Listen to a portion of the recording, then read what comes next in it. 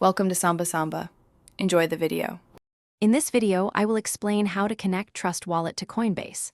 First, unlock Trust Wallet and Coinbase on the same device or use a secure second device for scanning.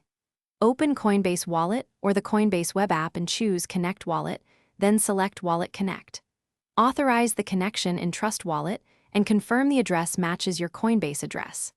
Always verify QR codes and double-check network settings to prevent mistakes and scams. Start in Coinbase by choosing Connect Wallet and selecting Wallet Connect for the safest handshake. Then open Trust Wallet, go to Settings, and pick Wallet Connect to scan the Coinbase QR code. You will see a preview of the connection request. Confirm the D app and exact address match before approving. If addresses differ, cancel immediately. Take your time and verify everything, because once approved transactions can move funds quickly and mistakes are costly. If this guide is helping, please subscribe and like to support more clear crypto tutorials. Quick recommendation: a book titled The Simple Path to Wealth can reshape how you think about money, making your crypto decisions calmer and more strategic. Consider it as a practical companion to digital asset skills.